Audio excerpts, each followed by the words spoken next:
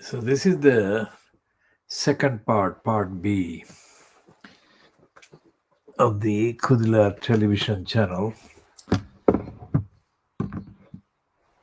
World Exclusive Diagnosis of Fleet Street. Now, Fleet Street, of course, is the name collectively given to the 10 or 11 papers that are printed from London and are called, referred to as national newspapers, which they are not.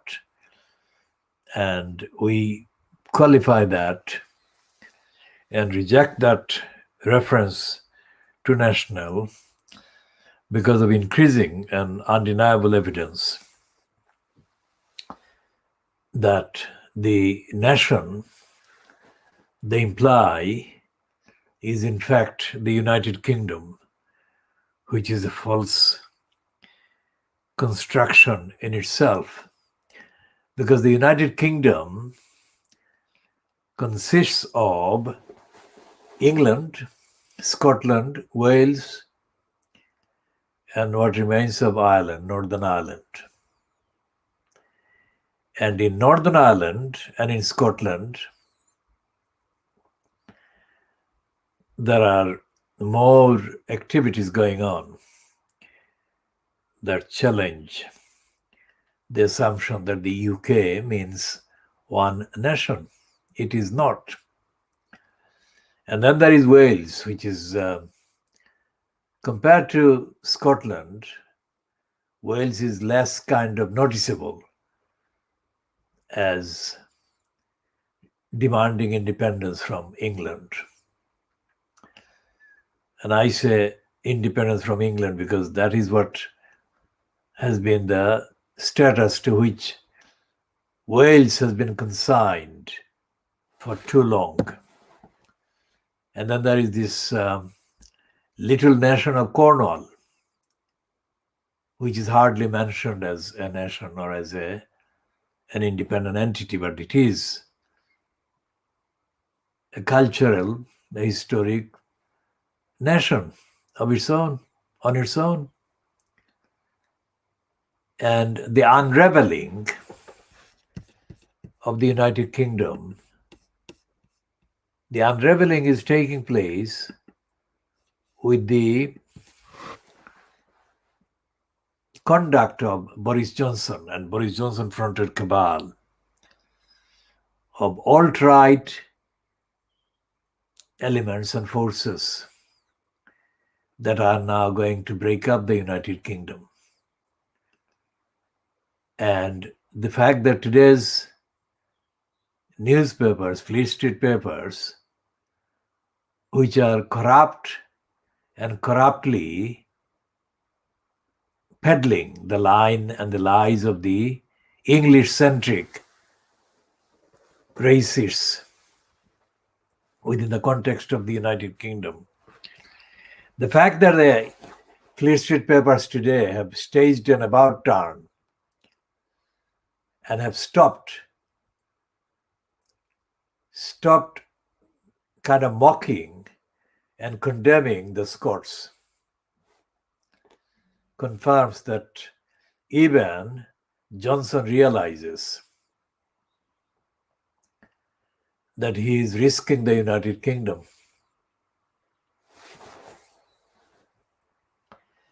And it is not a joke and it is not a tactical thing. Underneath the veneer of taking over the former Labour-held areas of England, there is running the current of complete stupidity and dishonesty being felt in all the main parts of the English-centric kind of domination that will come crashing down if the United Kingdom breaks up, which it is going to be subjected to by Johnson and his cabal of liars. then they will know that the boasting and bragging of victory over the Labour Party, which has been murdered by Keir Starmer anyway, was all so false and artificial. So we shall be talking about the breaking up of the United Kingdom by Johnson, and the process of breaking up the United Kingdom was started by Brexit. So all these liars as conservative leaders, starting with Cameron, if you add the kind of sums and see what they were delivering to the society and what they were looting from society, you can see that the conservatives are brazenly turning into open robbers within England itself. And the fact that Starmer has been staging this very transparently stupid.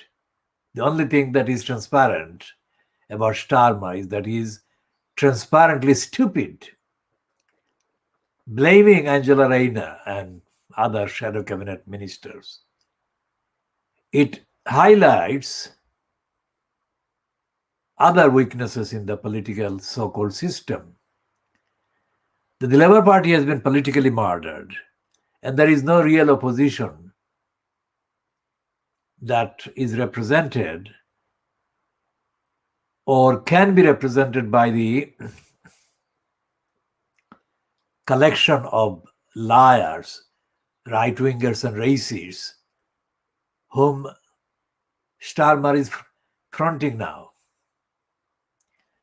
Anyone watching this from any part of the world might wonder, why is this program referring so much to racism? The answer is that racism contains the key to the future of so much that is happening in the world. Deal with racism, and half of the world's problems are solved. That's what I'm saying. And that is why it's so important to understand the role of racism in Britain, the role of racism in Western Europe, and the role of racism in China. The second biggest, quote, economy. And of course, the role of racism in North America. Canada is hardly ever mentioned as being one of the most racist societies. Canada is racist, Australia is racist, the USA is racist, New Zealand is racist, and South Africa, the bits that are still comparable with New Zealand and Australia and Canada and the USA. Those parts that the Europeans dominated and occupied. These are the places that have been de facto in kind of unspoken alliance and still are, have been and still are, and are likely to remain for the foreseeable future. And we shall talk about South America later and the link with Europe and colonialism and the genociders of the original nations. So you can see that the factor of racism is affecting all parts of the world in our analysis. And if racism is dealt with and racism is actually defeated, then the world will become less tense. Human beings will become much less tense and anxious. And as I said, half of the demands on the resources of the world and the planet will disappear. Half of the problems will disappear. Nobody else talks about this. I'm talking about this because this is the most important issue that is responsible for the tensions, ever growing, ever spreading, ever permanent, ever kind of present tensions that are affecting the planet, affecting human behavior and policies. So this is the introduction. Come back very soon.